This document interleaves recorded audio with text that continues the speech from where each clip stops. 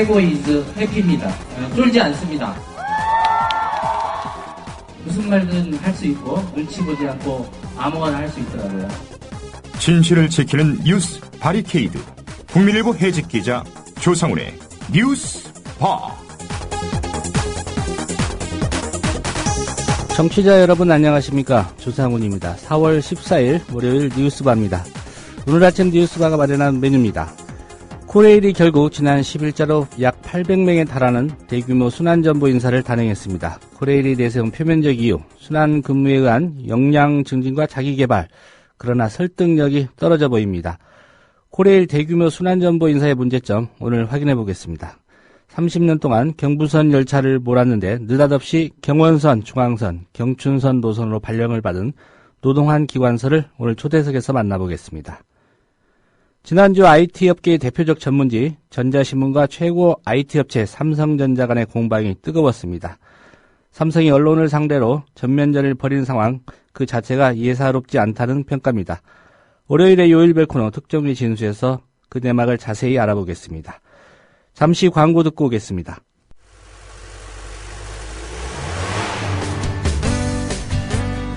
새로운 시작, 새로운 여행, 대한민국 투어.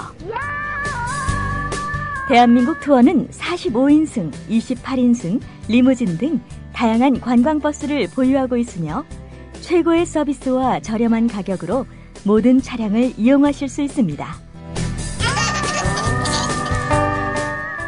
차량 문의는 1599-2686, 1599-2686.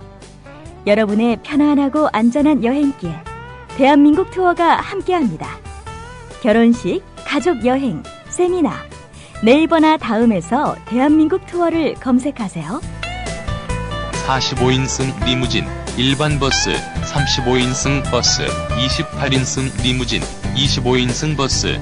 서울, 경기, 인천 어디서나 1599-2686. 안녕하세요. 참여연대 회원인 MBC 해직 기자 이용마입니다. 2014년 대한민국은 과거로 회귀하고 있습니다. 민주주의에 꽂힌 선거에 국가기관이 대대적으로 개입해 국민의 권리를 짓밟았습니다. 하지만 불법을 저지른 정부는 비판하는 사람들에게 오히려 종북딱지를 붙이고 있습니다. 경제민주화와 복지국가를 만들자는 국민과의 약속은 실종되고 공공부문 민영화가 국민의 동의 없이 강행되고 있습니다. 그래서 20살 청년 참여연대는 다시 신발끈을 묶습니다. 진실과 정의가 승리하는 나라, 권력이 국민에게 복종하는 나라, 특권층만이 아니라 대다수 국민이 행복한 나라를 만들기 위해 더 열심히 뛰겠습니다. 국민TV 라디오 청취자 여러분, 참여연대에 회원이 되어 함께 뛰어주세요. 세상은 저절로 좋아지지 않습니다. 회원가입은 홈페이지 www.peoplepower21.org 또는 전화 02-723-5300번을 통해 할 수 있습니다.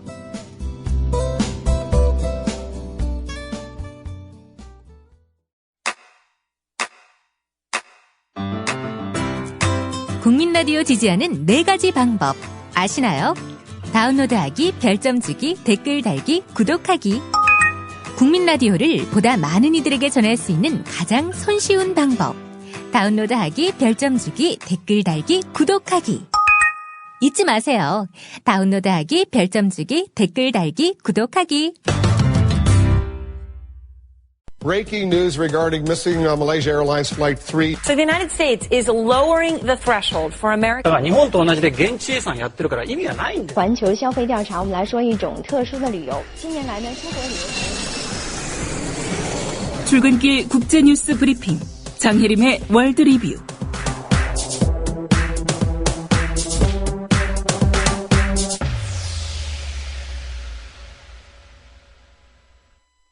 네, 주말과 휴일 사이 국제뉴스 짚어보겠습니다. 네, 오늘은 장혜림 캐스터의 개인 사정으로 김효진 PD가 하루 좀 대신 리포트를 하겠습니다. 안녕하십니까? 네, 안녕하세요. 네, 일본이 무기 수출 3원칙 개정했다는 소식이 있습니다. 지난주에 리포트가 있었는데 결국 개정을 했군요. 네, 그렇습니다. 일본 아베 내각은 지난 1일 무기와 관련 기술 수출을 원칙적으로 금지해온 무기 수출 3원칙을 47년 만에 개정한 방위 장비 이전 3원칙을 국무회의에 의결했습니다. 예. 무기 수출을 통한 방위산업 육성과 국제무기 공동개발 참여로 자국 안보 강화를 꾀하는 쪽으로 정책을 전환한 겁니다. 새로운 3원칙은요. 첫째, 분쟁 당사국과 UN 결의에 위반하는 경우는 무기를 수출하지 않는다는 것이고요. 둘째, 평화공헌과 일본 안보에 기여하는 경우에 한해 무기를 수출한다 이런 겁니다. 자, 마지막 셋째는 상대국이 무기를 목적 이외로 사용하거나 제3국에 이전할 경우에는 적정한 관리가 확보되는 경우로 한정한다 이런 내용입니다. 예, 언뜻 보면 뭐 평화적인 목적 이게 네. 좀 방점을 찍은 것 같던데 네. 사실 알고 보면 결국 일본이 무기 수출의 족쇄를 풀었다 이렇게 볼 수가 그렇죠. 있겠는데 예.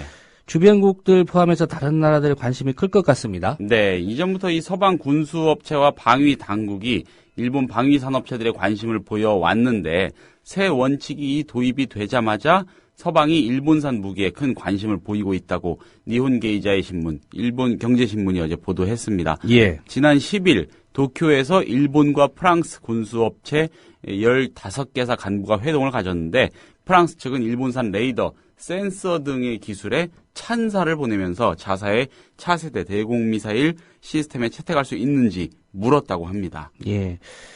그런 가운데 각국의 국방 당국자들 네. 방문도 좀 이어지고 있다고요? 예, 가나가와 현에 있는 미쓰비시 전기 가마쿠라 제작소에는 각국 국방 당국자들의 발길이 이어지고 있다는 그런 소식입니다. 영국은 전투기에 탑재하는 고성능 미사일 기술에 주목을 하고요. 미쓰비시 측의 공동 개발을 타진하고 있다. 이렇게 니혼게이자의 신문 설명을 했고요. 예. 예, 아베 신조 일본 총리는 지난 7일 호주 총리와의 정상회담에서 잠수함 관련 기술에 대한 공동 연구에 착수하기도 했습니다. 자, 주변국들에서는 동아시아 군비 경쟁 격화 그리고 일본 무기 산업 확대에 대한 우려가 당연히 커지고 있습니다. 예, 일본이 세계 제2차 대전을 일으킨 전범 국가라는 거 네. 주목할 필요가 있을 것 같습니다. 그렇습니다. 네, 우크라이나로부터 분리독립과 연방제 채택 요구하고 있는 친러시아계 시위, 격화되고 있는 그런 양상인데, 네. 사상자가 발생했습니다. 진압 과정에서. 네, 그렇습니다. 이 시위대 중의 일부는요, 경찰서 그리고 보안국 건물, 시청 등을 점거했는데 13일 현지 시간으로 13일입니다. 어제죠. 우크라이나 보안부대가 이들을 진압하다가 양측 모두 사상자가 발생한 것으로 알려져 있습니다.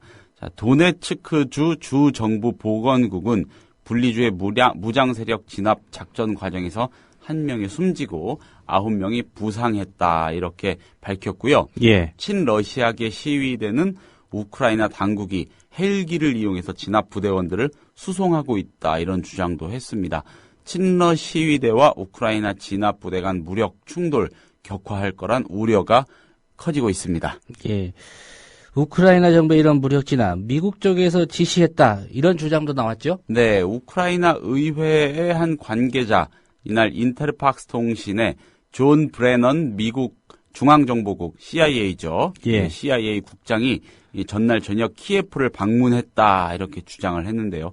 자, 이 관계자는 브레넌 국장이 가명을 이용해서 키예프에 도착한 뒤에 우크라이나 지도부, 보안 당국 지도자들과 잇따라 면담을 했다 이렇게 말했습니다.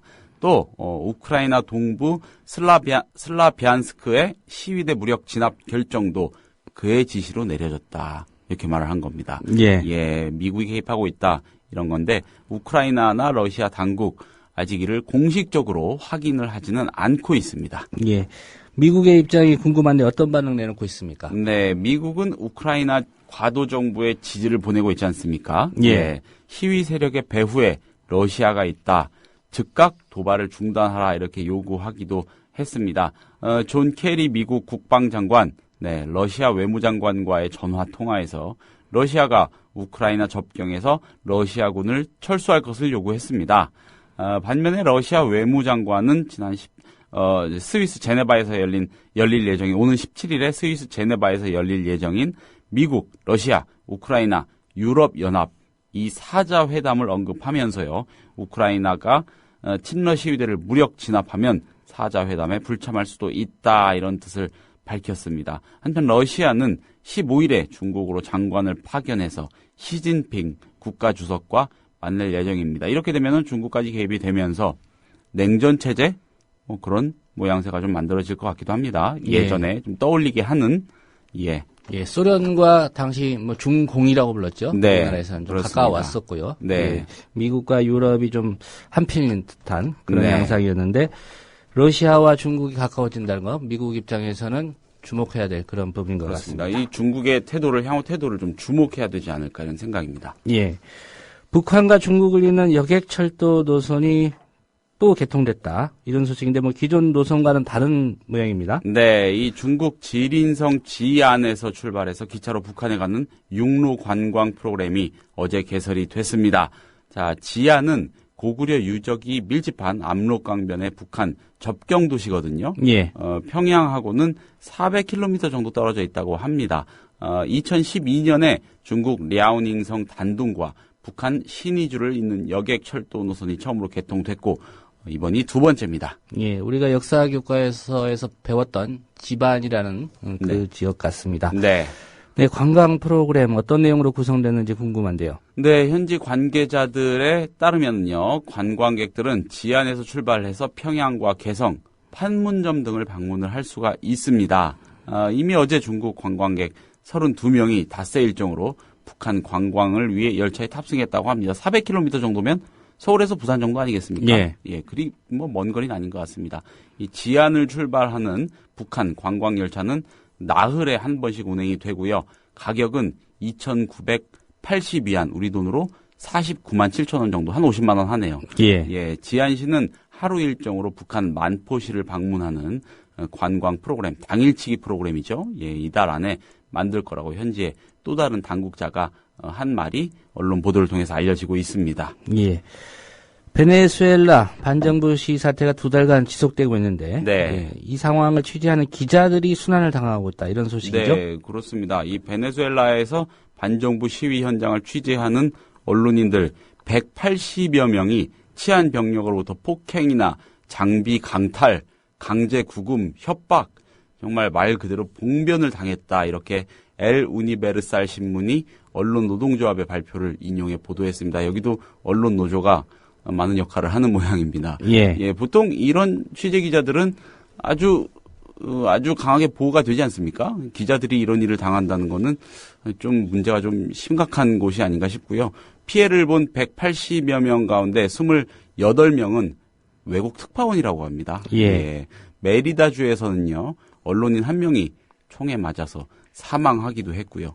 자, 지난 7일에는 베네수엘라 민영방송 소속 여성 언론인이 자택 앞에서 정체 모를 괴한들에 납치돼서 아직까지 행방도 파악이 안 되고 있답니다. 예. 오늘 소식 잘 들었습니다. 네, 고맙습니다. 네, 국제 뉴스 브리핑 김효진 PD였습니다.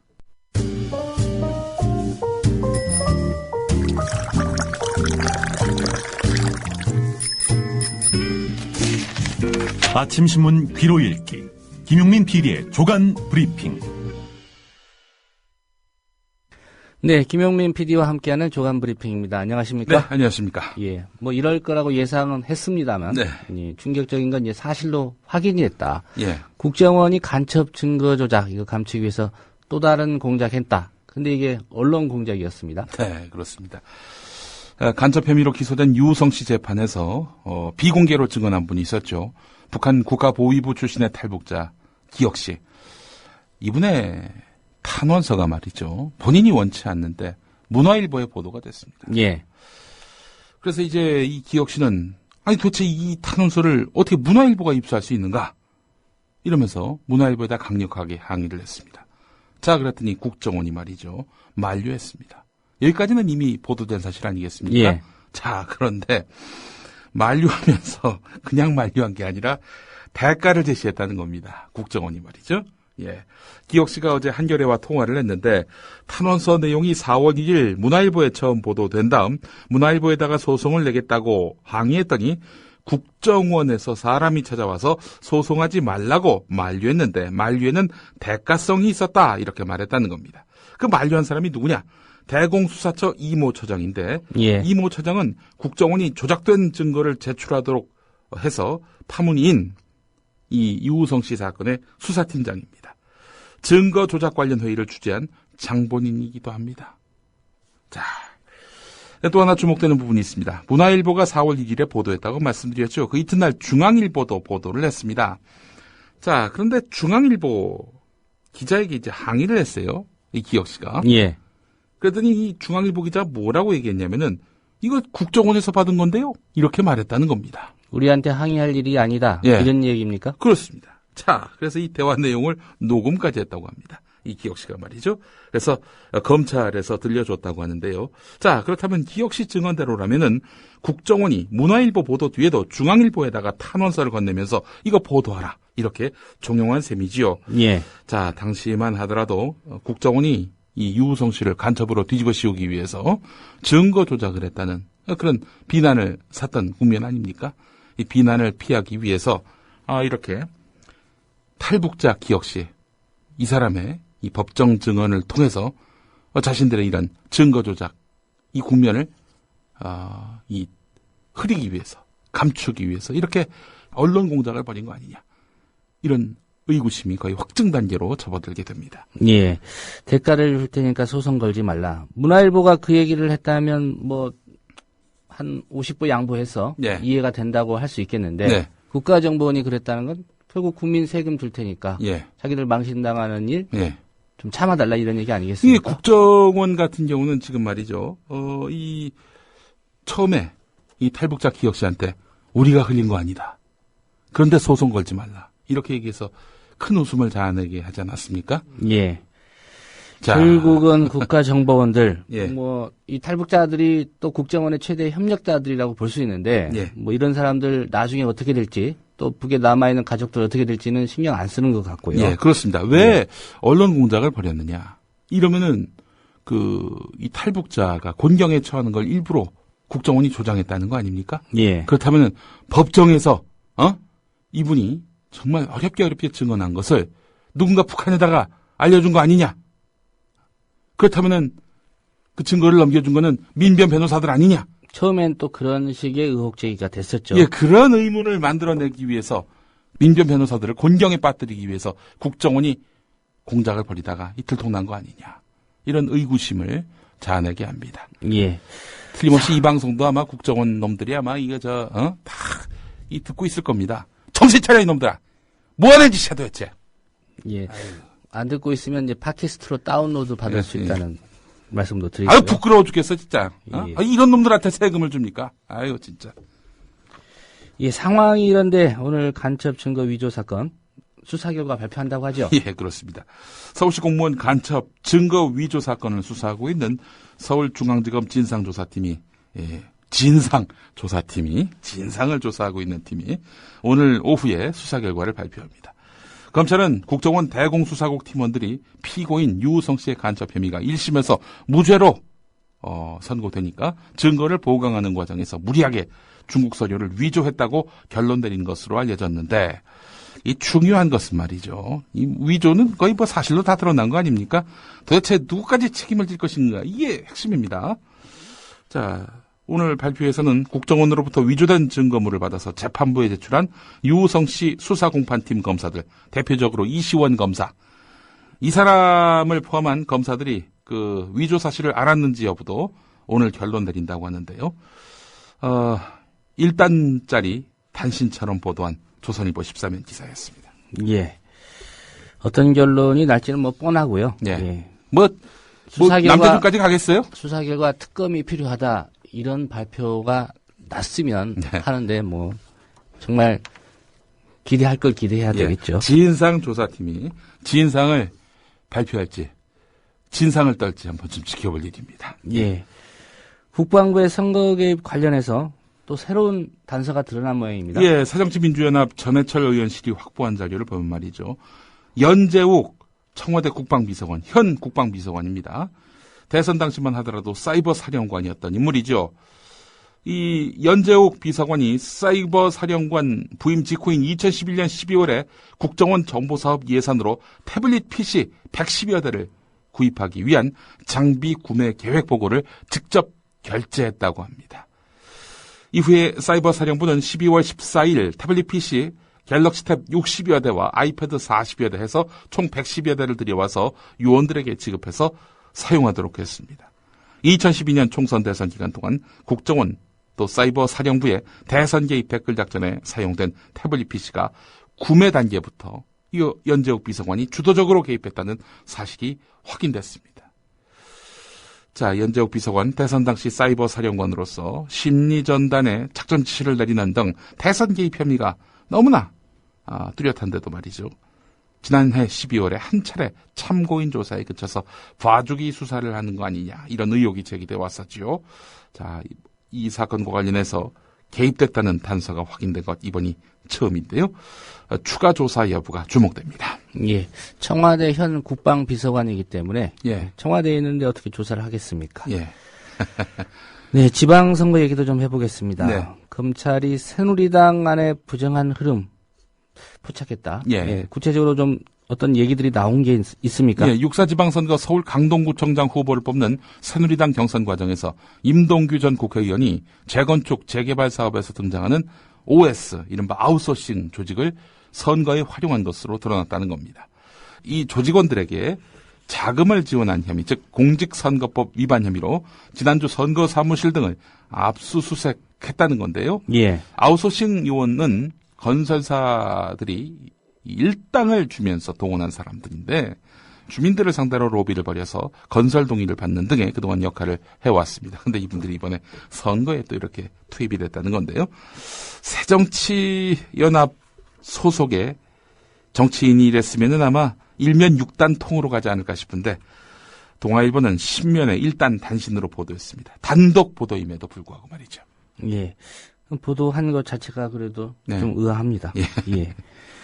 기초공천 폐지 방침 처리한 새정치민주연합 네. 국사 지방선거에서 서울시 구청장 그리고 네. 광역의원 네. 20%는 교체하겠다 이런 방침 발표했죠. 네, 서울시 내 구청장과 서울시 의원 20%를 바꾼다 이런 얘기인데요. 어제 그 서울시당이 기자회견을 열어서 국민과 당원의 뜻을 올곧게 받아 안는 것이 개혁공천을 하는 것이다.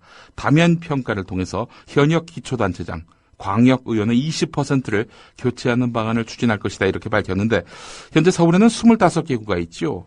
이 25개 구 가운데 출마의 뜻을 밝힌 새정치연합의 구청장은 18명이고 시의원은 전체 109명 중 77명입니다. 자, 공천 방침을 이렇게 적용한다면은 구청장은 서너 명, 시의원은 15명가량이 바뀌게 됩니다. 예. 한겨레 일면에 관련 기사가 있습니다. 결국은 이제 공천을 할지 말지를 한 20% 범위 내에서 네. 예, 공천 안 할 수도 있다. 뭐 이런 얘기죠. 네, 그렇습니다.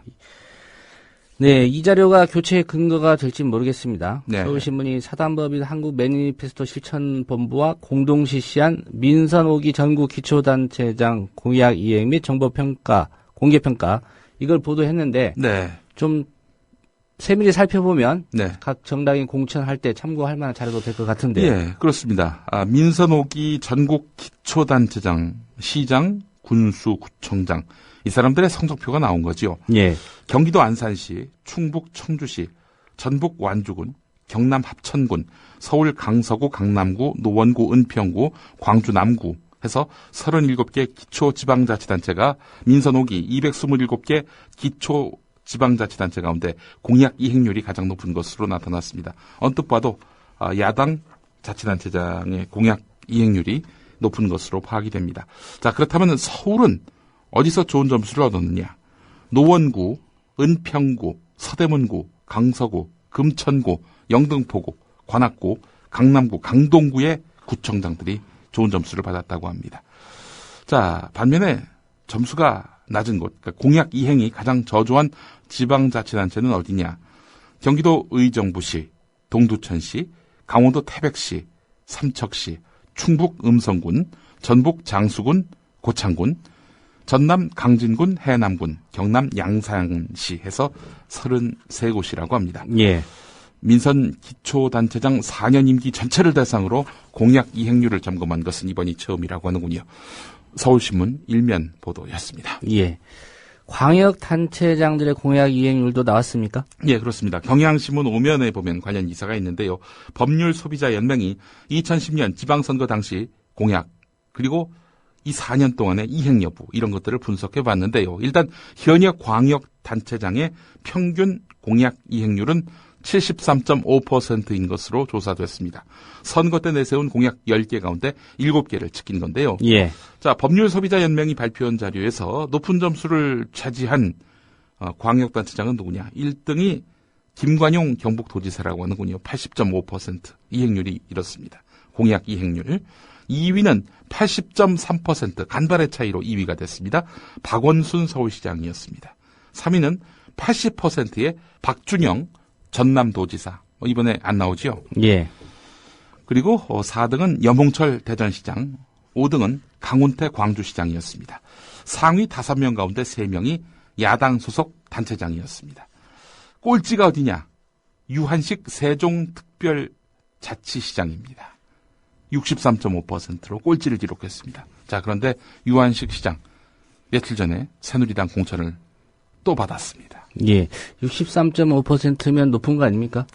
박근혜 대통령 대선 공약 이행률은 한번 따져봐야 될 텐데 비교한다면 63.5% 대단히 높아 보이는데요. 유한식 시장이 차기 대선에 나올 만하겠네요. 예. 예. 이 세종시 사실은 광역단체장으로 분류가 되는데 규모는 좀 작지 않습니까? 그렇습니다. 그렇지만 또 관심을 끄는 지역이거든요. 어쨌든 광역단체니까요. 예. 근데 좀 전에 이제 그 유한식 시장이 네. 새누리당 공천 받았다고 말씀하셨는데 네. 여당 안에서 좀 논란이 있습니까? 예, 그렇습니다. 유한식 시장에 관한 건 아닌데요. 예. 새정치민주연합이 승부수를 던졌습니다. 안전행정부도 세종시로 이전하는 관련법을 만들겠다. 이렇게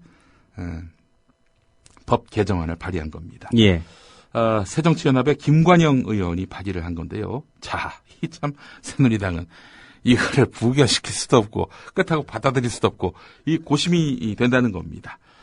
여당 간사 국토교통위원회 여당 간사인 강석호 의원은 안전행정부를 세종시로 옮기겠다는 법안이 새정치연합 발의로 국토위 상정을 기다리고 있는데 야당은 이를 이슈화해서 지방선거 전에 한번 써먹으려는 전략으로 보이는데 지도부 생각이 어떤가 이렇게 의견을 구했습니다. 그러자 최경환 원내대표는 무시 전략이 제일 나은 거 아니냐 이렇게 답을 했다고 합니다.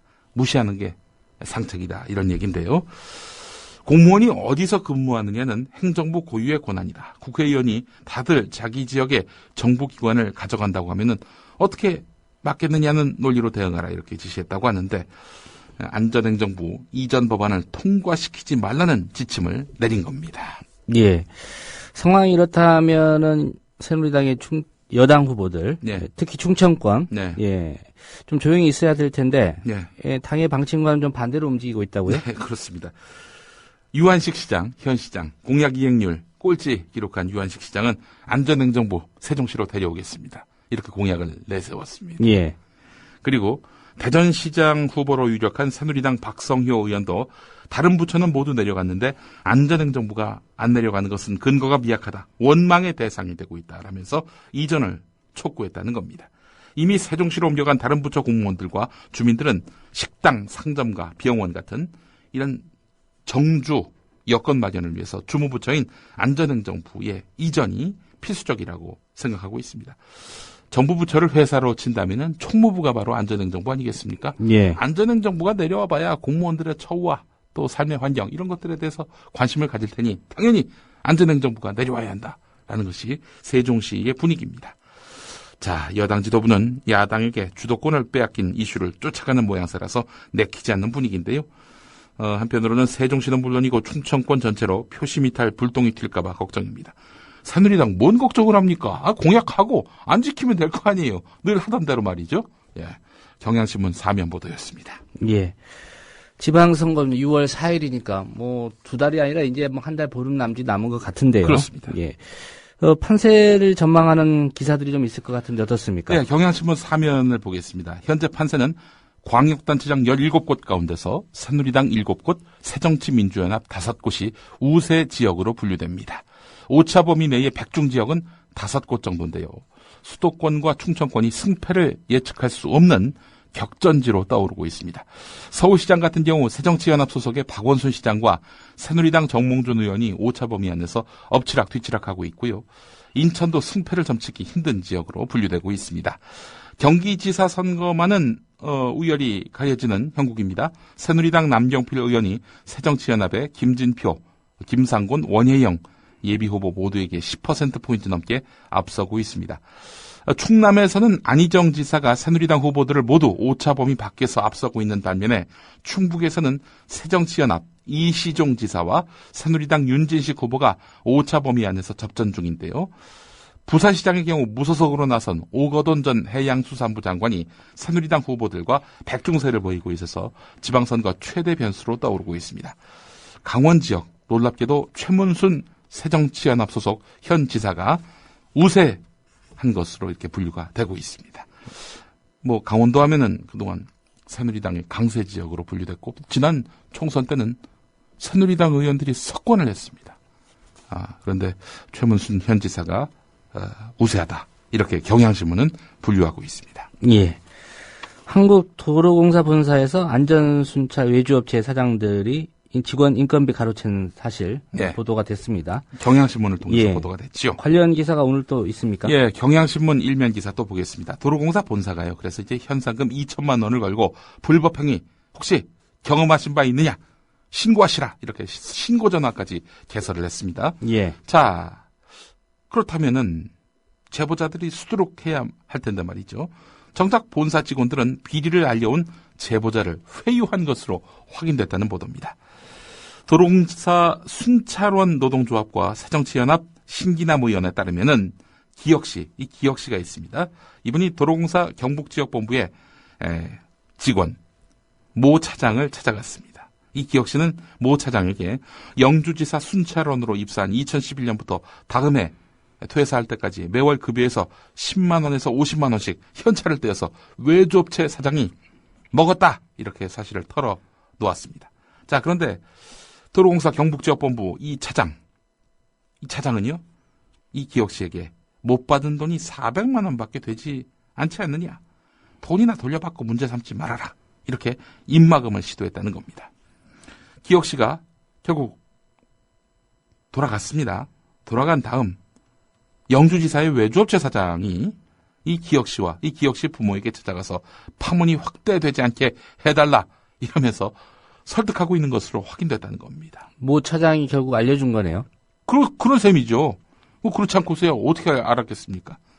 모 차장은 기혁씨 외에 영주지사 순찰원으로 근무한 6명의 전현직 직원에게 일일이 전화를 걸어서 인건비, 편취 비리를 확인하고도 파문을 덮는데 급급했다고 합니다. 이 차장! 이씨성을 가진 차장이 아닙니다. 이 모 차장, 이 사람하고 외주업체 사장하고 어떤 연결고리가 있는지 이거 파헤쳐야 할 것 같습니다. 외주업체 사장들이 퇴직자들의 입막음을 시도한 데 이어서 도로공사 본사에서도 비리 축소, 은폐에 가담한 것입니다.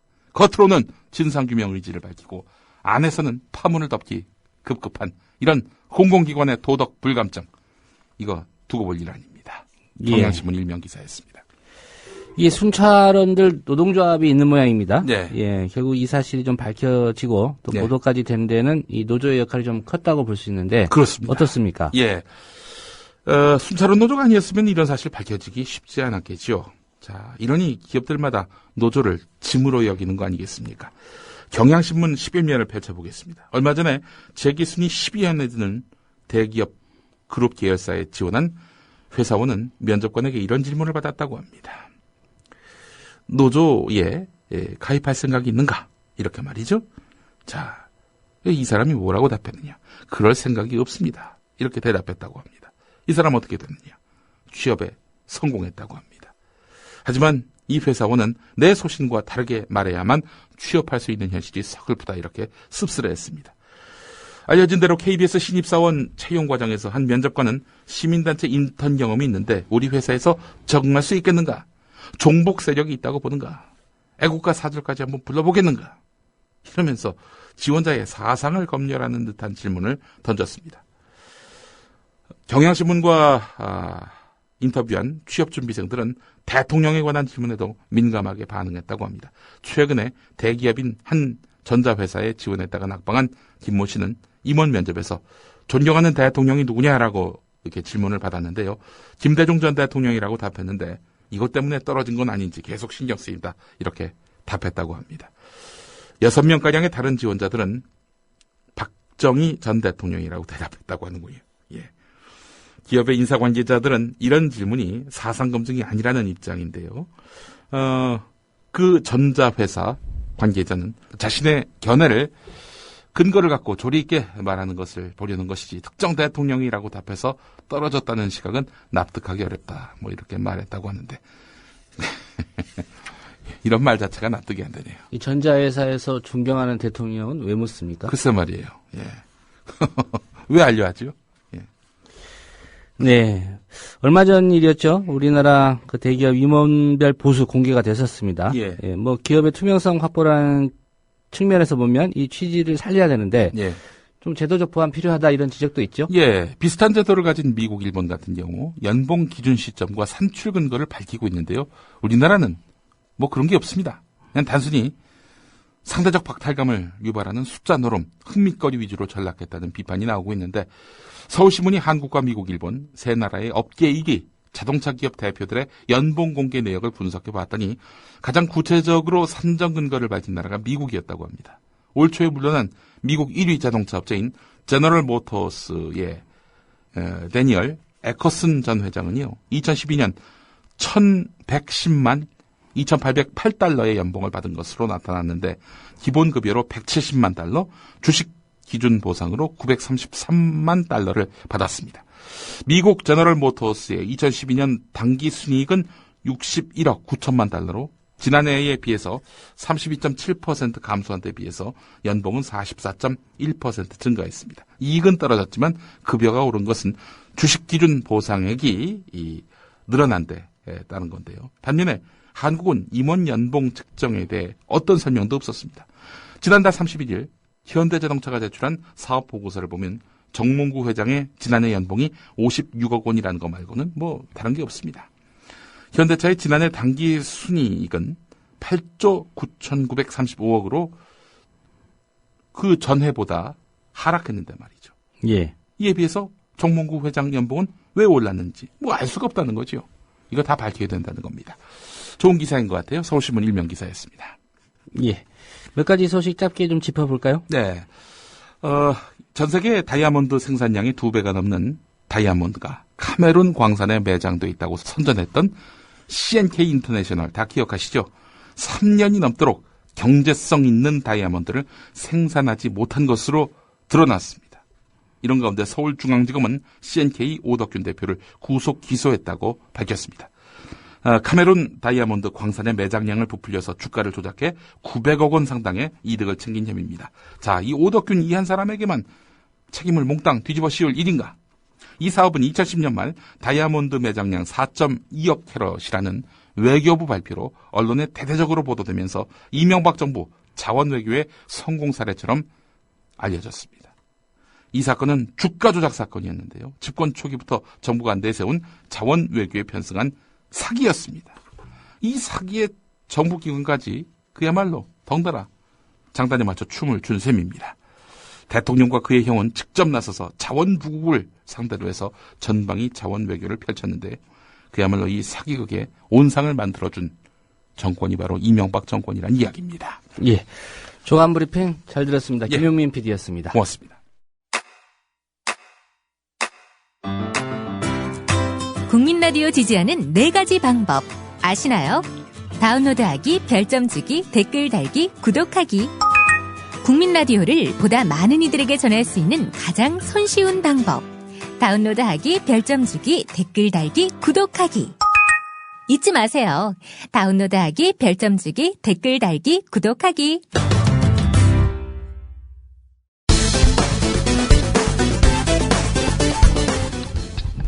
예, 정청래입니다. 지난 11일 국회 외교통일위원회 자리 정청래 새정치연합 의원 앞에는 윤병세 외교부 장관이 있는데 자, 지금 국방부에 수거한 무인기예요. 찍혀있는 이 태그입니다. 자, 그런데요. 우리 유길재 장관께서는 북한 학자이기 때문에 잘 아실 겁니다. 이 서체가 북한 서체입니까? 남한 서체입니까? 뭐 북에서 보통 쓰는 서체는 아니고 아니죠. 예, 아래 한글입니다. 아래 한글. 북한의 무인기라고 주장하는데 북한 북한 무인기에 왜 아래 한글 서체가 붙어 있습니까? 글쎄요, 뭐 그걸 가지고서 이렇게 북한권이 아니냐 이걸 네. 따지기는 좀 어렵다고. NSC 참여한 적 있죠? 북한 이 무인기가 떨어졌다고 했어. 예. 예. 근데 기록 날짜가 아니라 날짜다. 그렇기 때문에 북한 거다 이렇게 주장했는데 이 서체를 보세요. 아래 한글 서체예요. 북한은 보통 광명 납작체 이런 거 쓰죠. 그렇죠? 이 코미디입니다. 북한 무인기라면 270km를 날아와야 된다고 그럽니다. 왕복. 그러려면 5kg의 가솔린, 연료를 탑재해야 된다는 거예요. 12kg짜리 무인기가 5kg짜리 연료를 장착하면요, 뜰 수가 없답니다. 김어준의 KFC, 한겨레 TV와 공동으로 제작하는 팟캐스트 방송에 이 부분이 오늘 여러 가지 의혹들로 제기될 건데, 처음 조선일보에서 특종이라며 보도한 것이 청와대 사진이었어요. 근데 고도 300m 비행하면서 찍었다는 거예요. 근데 342m 북악산 정상은 어떻게 찍었냐는 거죠. 제가 이 사진을 보면서 첫 번째로 이상했던 점, 300m 상공에서 찍었다는 거 아니에요. 네. 저 뒤에 보이는 게 북악산입니다. 저 북악산이 342m야. 그러면 북악산이 걸려야 돼. 그렇죠? 네. 일단 그 보도는 말이 안 되는 거예요. 한겨레 TV, 김어준의 KFC에서 김어준 딴지 일보 총수. 두 번째, 여기에 달린 카메라가 캐논 550D다. 이렇게 얘기했습니다. 사람이 위에서 찍은 게 아니에요. 자동으로. 그러면 그게 가능하려면 어떻게 해야 되냐? 첫 번째, 그 카메라를 작동시키는 펌웨어라는 거가 있는데 그 펌웨어를 바꿔야 된다. 그러니까 네가 지금 현재 청와대 위야. 그러니까 1초 단위로 찍어. 명령을 해줘야 되잖아요. 그러면 GPS하고 연결이 돼야 된다. 명령을 받을 수 있는 뭐가 그렇죠. 있어야 된다. 그 비행체가 현재 스코어 너는 지금 GPS 정보를 받아서 청와대 위야. 그럼 카메라한테 1초 단위로 찍어. 라고 명령을 해줘야 될 거 아닙니까? 그렇죠? 그러니까 GPS하고 카메라하고 연결이 돼야 된다. 그렇죠. 찾아봤더니 국방부에서 이렇게 발표했습니다. 카메라에서 송수신기와 연결된 케이블이 없다. 우리가 사진을 찍으면 손이 조금만 흔들려도 깨끗하게 안 나오잖아요. 화면이 일그러져. 떨림 보정 기능이라고 하죠. 그렇죠. 네. 근데 저건 비행기가 정지를 해서 찍은 것이 아닐 테고 120km 날아갔대잖아요. 날아가다가 확 찍었는데 저 정도의 깨끗한 영상이 가능한 거예요. 근데 어떤 전문가가 인터뷰하기로는 그러면 셔터 속도가 얼마가 나와야 되고 쭉 설명한 게 있더라고요. 불가능하지 않는가 라고 얘기하는데 그건 저는 몰라요. 게다가 카메라는 CDR 정보라는 게 있습니다. 카메라가 어디서 팔렸다. 이 CDR을 보면 다 나와요. 그러니까 카메라만 주면 이게 국내에서 팔린 건지 유통용로가 어떤지 알 수 있다니까? 발표하는데 이렇게 오래 걸릴 리가 없다는 거예요. 저는 이 북한 무인기라며 소동을 벌인 일에 대해서 언젠가는 누군가 응당의 책임을 져야 할 날이 올 수 있다라는 강한 의혹을 제기합니다. 이런 의심의 근거들에 대해 보수 언론들은 애써 외면하고는 닥치고 북한제를 외치고 있으니 국회의원이 정부 발표에 대해 합리적 의심을 제기할 수는 있지만 구체적 근거와 타당성을 갖춰야 한다. 이상은 오늘자 동아일보 사설 내용.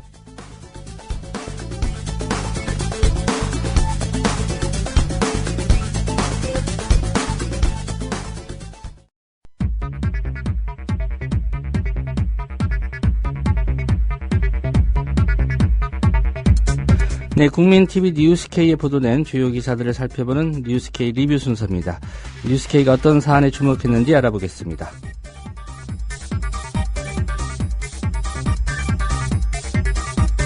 예, 토요일, 일요일 방송이 없었기 때문에 지난 금요일 다룬 주제들을 오늘 몇 곡지 선택해봤습니다. 이명박 정권 때 국론을 거슬러 가면서까지 자행됐던 4대강 공사, 이를 둘러싸고 갖가지 의혹과 잡음이 여전한 가운데 당시 공사가 졸속, 부실 공사였음을 의심케 하는 대목이 속속 발견되고 있습니다. 무슨 내용인지 들어보시겠습니다.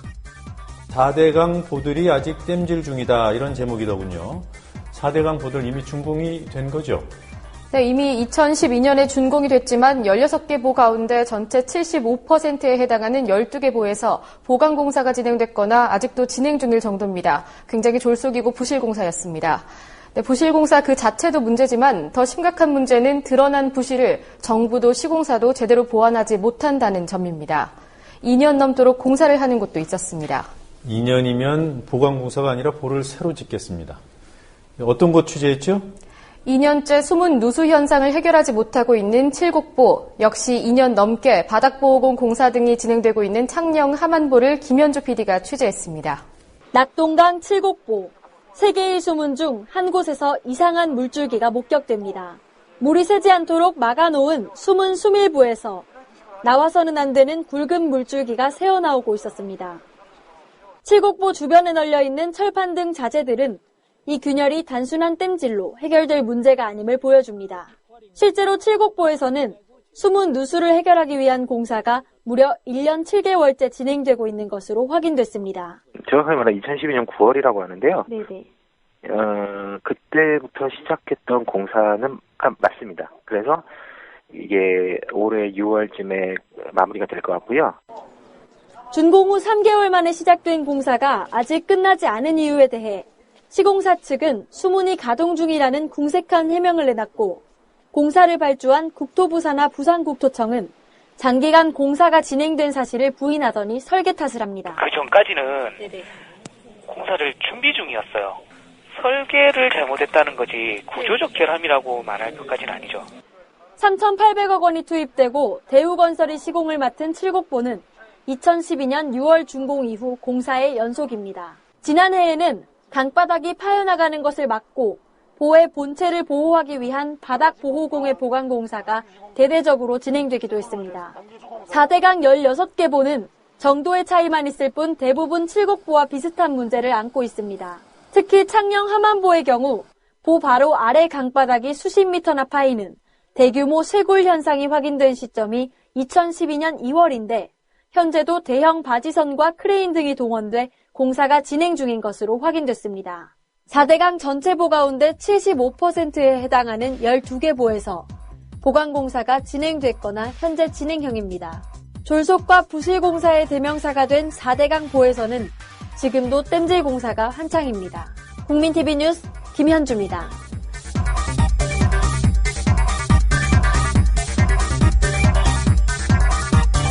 지난주 금요일에 국방부가 무인기에 관한 중간 조사 결과를 발표했습니다. 결정적인 근거는 없다. 그런데 북한 소행이 거의 확실해 보인다. 대략 이런 내용이었습니다.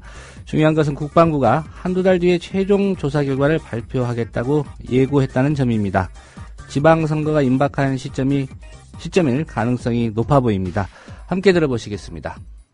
네, 국방부가 오늘 무인기에 관한 중간 조사 결과를 발표했습니다. 결정적 증거는 없지만 북한 소행이 거의 확실하다는 내용이었습니다. 최종 결론을 내리기까지 한두 달 정도 걸린다는 입장도 밝혔습니다. 4년 전 천안함 사건 때처럼 지방선거 직전에 최종 결과를 발표할 경우 또 한 번 북풍 논란이 일 것으로 보입니다. 취재 PD 연결해서 알아봅니다. 김진희 PD. 네, 김진희입니다. 네, 오늘 오후 국방부에서 있었던 중간 조사 결과 발표 내용 좀 더 상세히 전해주시죠. 국방부는 지금까지 발견된 3대의 무인기가 북한 것이 거의 확실하다고 발표했습니다. 그 근거로 다수의 정황 증거들을 내놨지만 결정적인 증거는 내놓지 못했습니다. 오늘 발표는 김민석 국방부 대변인이 맡았습니다. 김 대변인은 백령도에서 발견된 무인기가 찍은 사진 100여 장을 분석한 결과 군사시설이 많은 지역을 이동하며 찍은 것으로 나타난 점, 무인기의 색깔이 2012년 김일성 생일 사열식 방송과 2013년 김정은의 군부대 방문 때 보도된 사진에서 공개된 무인기와 유사하다는 점 등을 증거로 들었습니다. 또 부품 일련 번호가 고의로 지워진 흔적은 구입 장소 추적을 피하려는 목적을 보여준다고 설명했습니다. 국방부는 북한 소행임이 명확히 밝혀지면 유엔사 군사정전위원회를 통해 항의하는 등 강력하게 대응하겠다는 입장입니다. 네, 그럼 최종 결론은 언제쯤 나오는 거죠? 무인기의 GPS 분석이 완료돼야 최종 결론을 내릴 수 있어 한 달 이상 걸린다는 것이 국방부 설명입니다. GPS 정보를 보면 무인기가 어디서 출발했는지와 이동 경로를 파악할 수 있는데 합동조사팀은 아직 GPS 정보를 해독하지 못했다고 밝혔습니다. GPS 정보가 담긴 무인기의 중앙 처리 장치를 잘못 열었다가 정보가 훼손될 것을 우려해 아직 처리 장치를 분해하지 않는다는 입장인 것으로 알려졌습니다. 이 때문에 최종 발표가 지방선거에 임박해 이뤄질 가능성도 배제할 수 없게 됐습니다. 만약 그럴 경우 무인기 문제는 사안의 실체와 무관하게 지방선거에서 이른바 북풍 논란을 불러올 것으로 보입니다. 국방부는 국방과학연구소 무인기 사업단장을 팀장으로 분야별 전문가들을 모아 과학조사 전담팀을 꾸려 더 확실한 추가 증거를 찾아내겠다고 밝혔습니다. 앞으로 메모리, 칩, 그리고 그 운영 체제라든지 이런 것과 관련된 정보를 명확하게 수집해서 잘못하면 파괴될 수도 있기 때문에 저희들이 잘 준비해서 분석토록 하겠습니다. 네, 오늘 발표된 내용들 대부분 언론에 이미 보도된 내용들이 아닙니까? 맞습니다. 국방부가 내놓은 정황 증거들은 이미 언론 보도를 통해 나왔던 내용이었습니다.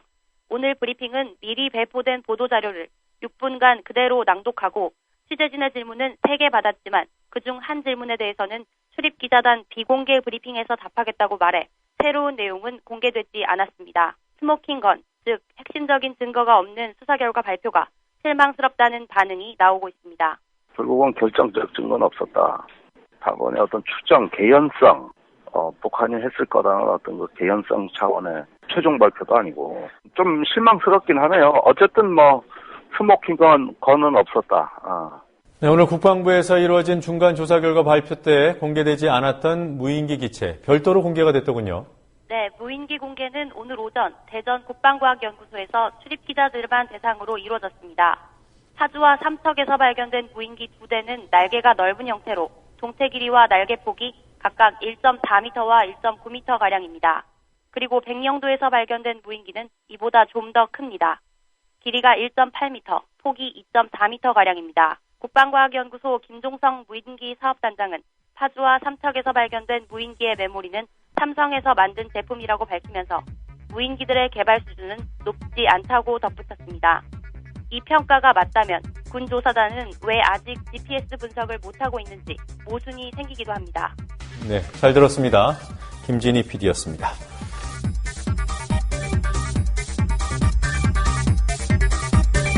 네, 오늘 준비한 뉴스K 리뷰는 여기까지입니다. 국민TV 뉴스K는 평일 오후 9시에 방송됩니다. 여러분의 많은 시청 부탁드립니다.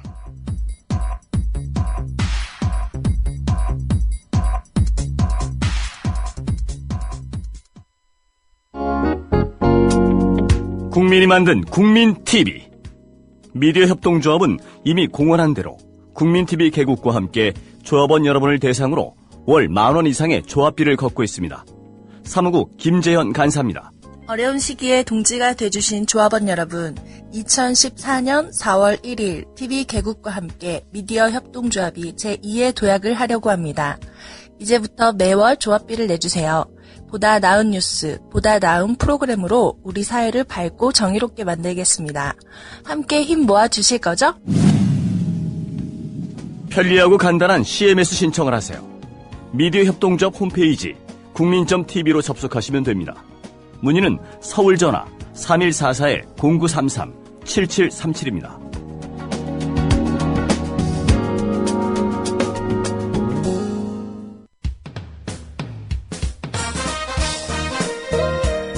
균형 잡힌 시각, 정직한 분석, 조상훈의 뉴스바. 이어서 초대석으로 만납니다.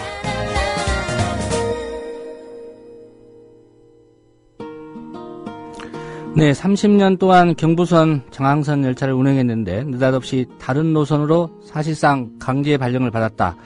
이런 기관사의 심정 어떨 것 같습니까? 지난 10일자로 코레일이 단행한 800명에 이르는 대규모 순환전보 인사.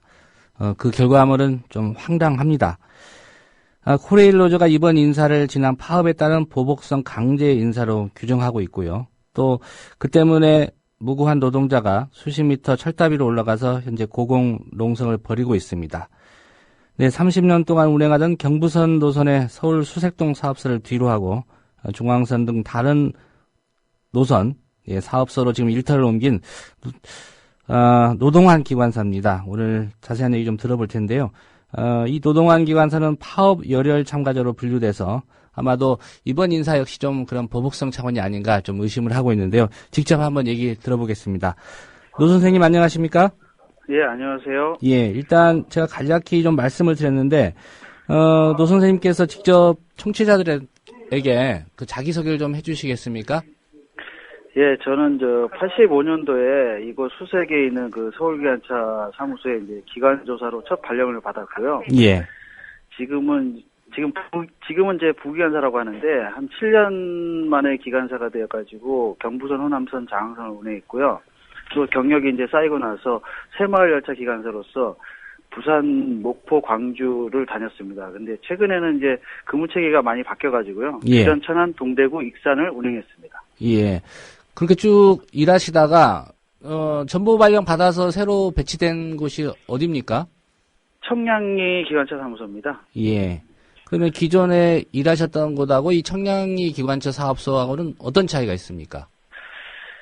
이제 지금 청량리 쪽은 이제 운행 선로가 좀 다르거든요. 경원선이라든지 중앙선이라든지 경춘선을 운행합니다. 그쪽은 이제 그 경원선 같은 경우는 용산에서 백마고지까지 하고 중앙선은 청량에서 영주까지, 경춘선은 망우에서 춘천까지 하는데 여기는 제가 이제 한 번도 운행하지 않은 곳이라서 매우 이제 낯선 구간이 되죠. 예.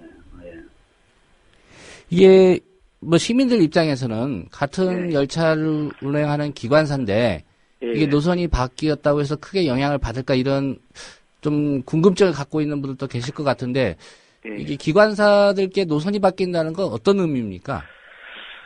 좀 비교를 하자면 그런 것 같습니다. 예, 예를 들어서 이제 자동차 운전하시는 분들 예를 들어서 매일 출근한다고 한 20-30년 매일 출근한다고 했을 때 예.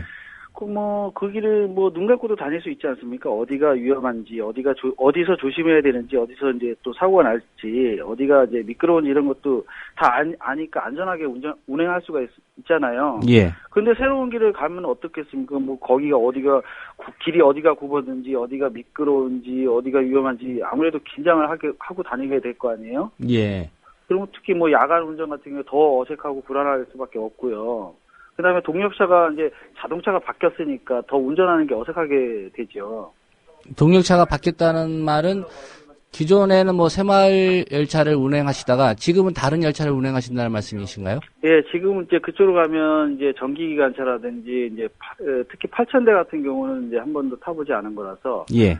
그런 건 또 새로 이제 배워야 되죠. 8000대라는 건 뭘 의미하시는 거죠? 옛날 이제 전기관차 중에 요즘 새로 나온 전기관차가 아니고 옛날 구형 전기관차가 되겠습니다. 예. 그러면 그동안에 주로 운행을 하셨던 그 열차들은 디젤 엔진. 그렇죠. 예, 예. 그런 열차였고 지금 새로 이제 전보 발령 받으셔서 가서 운행하셔야 되는 건 이제 전기관차를 운행하셔야 된다는 얘기죠. 예. 예.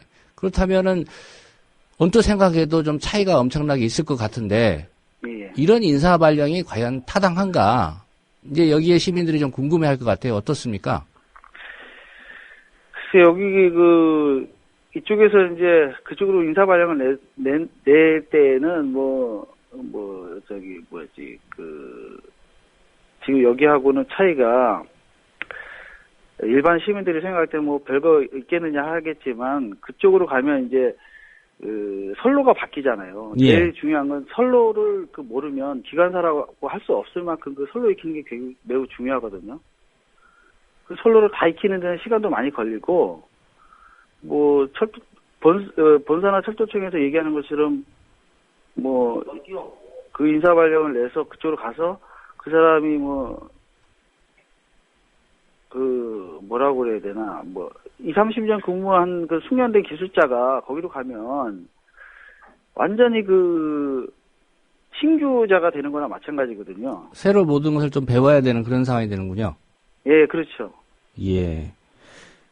그래서 이번에 30년 정도 되셨으면 노동환 기관사님 같은 경우에 최선창급 기관사 아니겠습니까? 예, 그렇죠. 예, 따로 그러면 수습 기간을 또 거쳐야 되는 겁니까? 그렇죠. 예, 이제 한 6개월 정도 이상은 그 선로를 배워야 되고 이제 그 수습 기관사로서 그러니까 보조 기관사로서 이제 열차를 운행하고 한 내년쯤에 돼야 아마 그 단독 으로 승무를 할 수 있을 것으로 예상된다고 하더라고요. 예. 그러면 지금 노 선생님을 가르치고 있는 분이 따로 있습니까? 수습 기간에? 이제 저를 따로 가르치는 사람이 있는 것은 아니지만 예. 이제 그 청량리 기관차에 기관사들하고 같이 타면서 배우는 거죠. 저보다 좀 후배들 되겠죠, 경력으로 보면. 예. 지금 30년이면은 기관사 경력으로 봤을 때 최선창급에 해당된다고 볼 수 있습니까? 예, 그 정도 된다고 볼 수 있죠. 예. 지금 한 가지 궁금한 게, 요런 전부 인사하면서 그 노 선생님한테 그 회사가 사전에 의향을 물어보거나, 어떤 언지를 주거나 그랬습니까? 그런 건 없습니다. 그러면 인사 발령은 어떻게 날 수도 있다. 내가 대상자가 될 수도 있다라는 생각은 드셨고요? 예, 그런 거는 예상을 하고 있었습니다. 사실은 왜냐하면 그 3월 말에 그 전출 대상자를 그 2배수로 뽑아서 이렇게 게시를 했었거든요. 예. 그래서 이제 그 중에서 이제 보내겠다 이렇게 했는데 뭐 여기 저희 직원들도 마찬가지고 뭐 대상자를 뭐 이 사람들이 가게 될 것이다라고 예상했죠. 예. 그 예상하신 이유는 그 철도 노조 파업에 적극적으로 참여하셨기 때문에 나는 당연히 포함될 것이다. 이렇게 예상하셨던 건가요? 예, 그렇죠. 예. 그 노조 입장하고 같으실 것 같습니다. 그래도 한번 여쭤보겠는데요. 이번 그 800명에 달하는 대규모 전보 인사, 결국은 지난해 말 그 철도 노조 파업에 대한 좀 보복성 그런 인사다 이렇게 보시는지요? 그렇죠. 저는 뭐 지금 사측이 생각하는 것은 오직 노조를 와해시키겠다는 생각뿐인 것 같고요. 예. 노동자의 그 생존권이나 행복권은 관심 바뀌고 노조를 이제 박살내겠다 이런 생각뿐인 것 같고 하반기에 이제 물류 자회사 설립이라든지 이런 걸 해야 되는데 일단 방해가 되는 노동조합을 사전에 막아보겠다 그런 생각이 아닐까. 더 나아가서는 이제 철도 이제 분할 민영화 하는데 걸림돌이 되니까 이제 노동조합을 제거하겠다 이런 것 같습니다. 예. 한 30년 가까이 지금 일하셨는데 과거에도 이런 규모의 순환 전부 인사가 있었는지 그것도 좀 궁금한데요. 과거에는 이런 그 순환 전부가 없었고요. 징계성, 그러니까 어떤 사고라든지 책임 사고가 나면 그거에 대한 징계성 전보는 있었습니다. 그거하고 2000년도인가 철도 민주화 철도하는 파업에서 조합원들이라든지 조합 간부들을 강제로 타지로 발령을 낸 적이 있었죠. 대규모로. 예. 그거 말고는 기관사들을 이렇게 순환전보 한다든지 이런 건 없었죠. 예. 노 선생님 같은 경우에 이제 주로 경부선에 계시다가 지금 중앙선이나 경원선 이렇게 관리하는 청량리 사업소로 옮기셨는데 노 선생님보다 더 황당한 인사전보 케이스가 혹시 있는지요? 저보다 더 황당한 케이스라고 하면은 지금 그것까지는 잘 모르겠고, 전국적으로 한 16명 정도 기관사가 강제 전출된 것으로 알고 있거든요. 기관사는 16분이요? 예, 강제 전출 대상, 그러니까 본인이 원해서 가는 거 말고. 예. 한 16명 정도 되고요. 이게 이제 우리가 기관사들이 그거 이제 반발해가지고 1000명 정도가 삭발을 하고 이제 항의를 해가지고 사실 축소가 돼갖고 이제 16명이 가게 됐거든요. 예. 그전엔 더 많이 전국적으로 목포라든지 광주라든지 동해라든지 이런 데 기관사들이 다 포함되어 있었는데 이제 이게 저희들이 이제 많이 항의를 하고 하니까 이제 이게 규모가 축소돼가지고 한 16명 정도 가는 걸로 알고 있습니다. 예. 말씀하신 대로 이게 본인의 의사에 반해서 이루어진 이제 강제 인사인데 이거 좀 구제받을 수 있는 절차가 회사 내부적으로도 제기해봤자 어떤 판단이 내려질지는 좀 뻔한 상황이어서 법적으로라도 대응하실 그런 계획은 있으신지요? 혹시 저는 이게 일단 발령이 돼서 이제 청량리로 갔기 때문에 제가 이거 인사 발령에 대해서 구제 신청을 지금 할지 안 할지도 지금 잘 모르겠어요. 왜냐하면 또 이게 지금 뭐 제가 어떤 징계성으로 왔다 그러면 뭐 행정소송이라든지 뭐 이런 게 해서 이 징계가 좀 부당합니다. 뭐 좀 바꿔달라고 이렇게 할 수도 있겠지만 이게 이제 회사 사측에서 그냥 그 이배수인가 뽑아서 이제 순환 전보를 하겠다는 계획으로 나온 거니까 이게 좀 그 행정적으로 소송이 가능한지 아닌지도 잘 모르겠고요. 예. 일단 뭐 저희 지금 현재 지금 단식을 하고 막 이렇게 투쟁을 하고 있거든요. 그러니까 이게 뭐 어떻게 해서든 이제 뭐 노동조합에서 투쟁을 해서 이 강제 전출됐던 사람들은 원대 복귀할 수 있도록 지금 싸우고 있습니다. 예. 그 얼마 전에 김명환 그 노조위원장 제가 인터뷰를 했었는데 이게 강제 전출이 강행된다면 다시 파업을 할 수도 있다 이런 입장도 밝히셨거든요. 현재 노조 집행부는 어떤 입장입니까? 그 지도부에 저희가 이제 계속 요구를 했습니다. 발령 전에 이제 파업을 선언해 달라고요. 예. 운전지휘부장들에게 모여가지고 결의도 했고, 근데 노조위원장은 지금 파업 명령을 안 내렸거든요. 근데 무슨 생각이 있는지 저는 잘 모르겠지만 참 많이 원망스럽습니다. 이번 뭐 강제전투를 막겠다고 진짜 기관사들이 자진해서 삭발을 하고 파업도 불사하겠다고 결의를 했었거든요. 예. 그 현장에 계신 분들하고 또 집행부의 분위기는 좀 다른 모양이군요. 그렇게 보입니다, 사실 지금 현재는. 예. 그 말씀하시기로 앞서 이런 분석해 주셨습니다. 결국은 이런 강제 순환 전보 인사가 노조 와해 그리고 철도 그 코레일 사측이 계획하고 있는 철도 민영화를 위한 그런 걸림돌들을 제거하기 위한 방편이다 이렇게 말씀하셨는데 지나간 일이지만 한번 되짚어 보겠습니다. 그 지난해 말 결국 그 정치권의 중재로 파업을 접었습니다. 예. 예. 그 결과적으로 좀 잘한 선택이었다 이렇게 보시는지 좀 여쭤보겠습니다. 저 개인적으로는 뭐 이렇게 잘한 선택은 아니었다 이렇게 생각하거든요. 예. 23일간의 그 파업이 계속됐고 또 국민들의 지지를 적극적으로 받았던 건데 그 아무런 어떤 그런 사실 뭐 받아내는 거 하나도 없이 파업을 접은 거거든요. 약속을 확실하게 받은 것도 아니고 그렇다고 해서 뭐 국회에서 국회 무슨 조정위원인지 뭐 하는 것도 이제 흐지부지 하고 있는 상태인 것 같고. 예. 사측에서는 지금 민영화를 막으려는 우리 노동조합을 완전히 뭐 강하게 지금 보복성으로 지금 이렇게 하고 있거든요. 강제 전출이라든지 지금 징계도 뭐 100명인가 해임되고 한 200명이 정직 뭐 140명인가 정직당하고 그 뒤로도 한 1000여 명이 징계 지금 대기 중이거든요. 예. 그런 상태에서 이렇게 강제 발령을 이제 6개월 단위로 이제 1년에 2회씩 그 순환 전보를 시키겠다는 얘기는 사측의 말을 잘 듣지 않으면 이제 그런 대상자가 되겠다는 어떤 경고성이니까 노조가 많이 와해될 수 있죠. 예.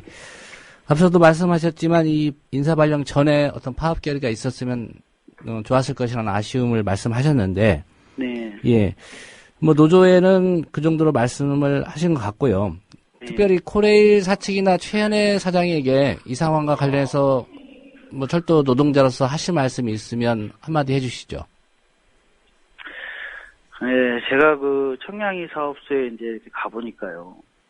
너무 모든 게 다 새롭고 스트레스도 좀 많이 받고 이틀 동안 진짜 잠도 안 오고 그 조상만 동지 이제 사망하신 자살하신 조상만 동지의 마음을 어느 정도 이해가 가더라고요. 예. 그 조상만 동지의 그 안타까운 선택을 했지만 막 진짜 막 그만두고 싶다 막 이런 심정까지 들더라고요. 그래서 사측에서 이제 말하는 것이 이제 인력 불균형 해소라고 했거든요. 근데 이런 정보가 그 비효율적이라는 것은 사측도 잘 알고 있을 거예요. 그리고 그 사측한테 이 진짜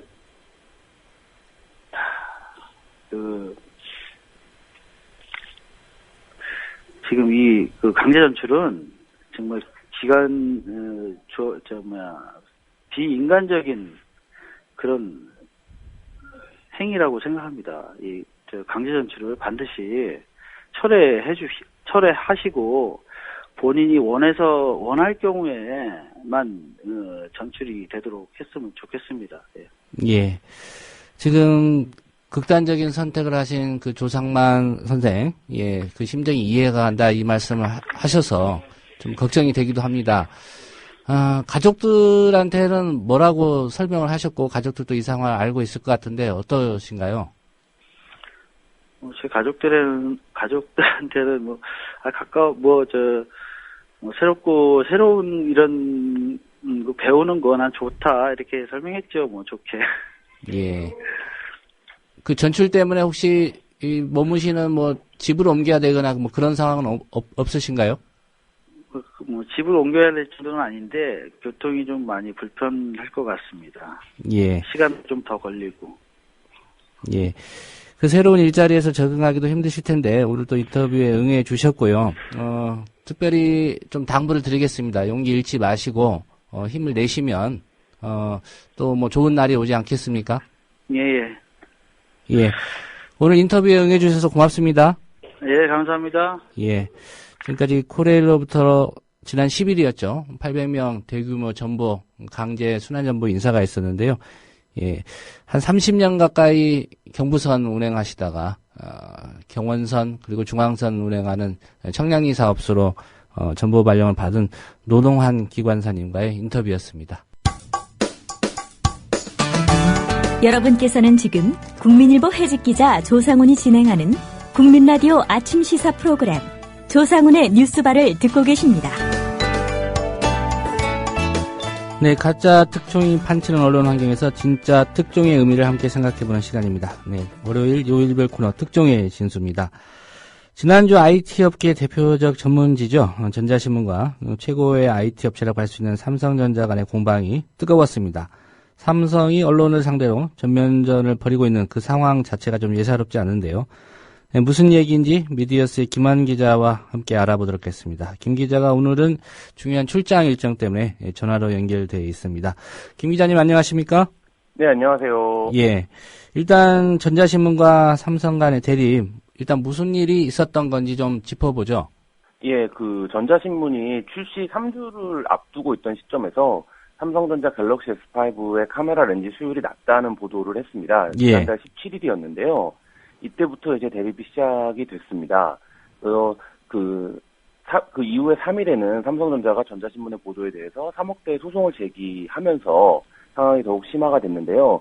삼성전자는 전자신문의 보도가 명백한 오보라는 입장이고 정정 보도를 두 차례나 요구했지만 전자신문이 무대응으로 나서서 법에 호소할 수밖에 없다라는 입장입니다.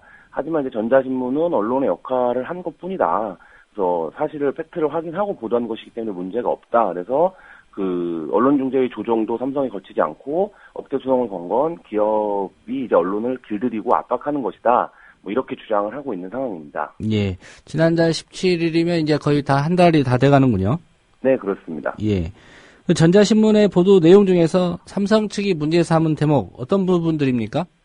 전자신문은 이제 출시 앞두고 있는 갤럭시 S5에 카메라 렌즈 수율이 문제가 있다라는 보도를 내보냈는데요. 예. 7일자 21면 보도였습니다.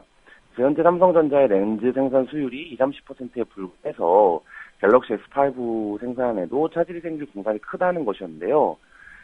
삼성은 이 내용이 사실관계가 틀리다 이렇게 주장을 하고 있는데 전자신문 측에서는 사실관계가 틀리면 그 사실관계를 바로잡을 수 있는 팩트나 근거를 넣으면 되는데 삼성이 이 과정을 생략하고 바로 법정 소송으로 간 것은 이 자체를 어느 정도 인정하는 것이 아니냐.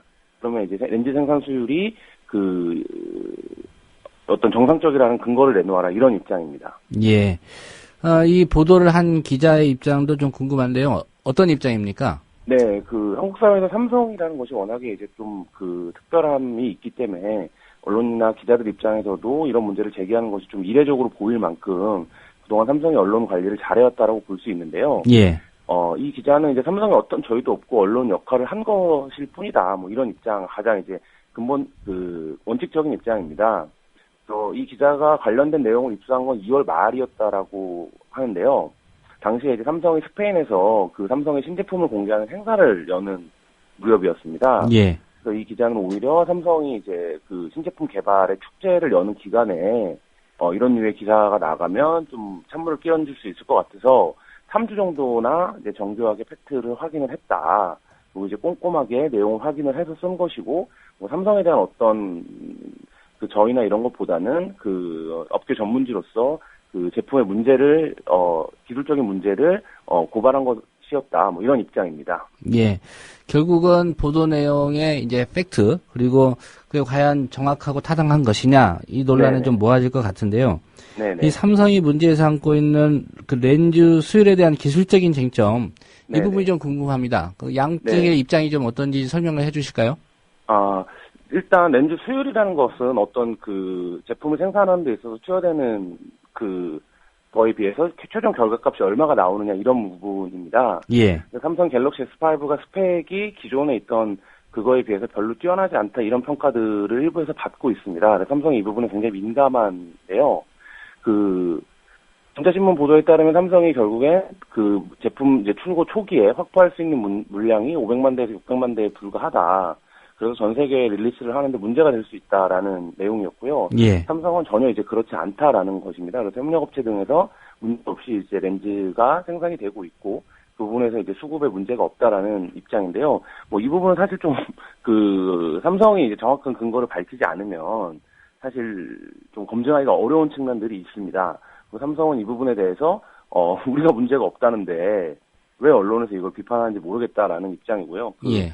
전자신문 입장에서는 전자신문의 보도는 계속적으로 이제 신제품들이 출시가 되지만 사실 그 신제품들의 그 품질이나 이런 부분들에 있어서의 문제 제기다. 뭐 이렇게 이제 서로들 얘기를 하고 있는데 사실 이 부분은 이제 갤럭시 S5가 출시가 되고 좀 시간이 지나면 누구의 말이 맞았는지가 검증이 될 것으로 보입니다.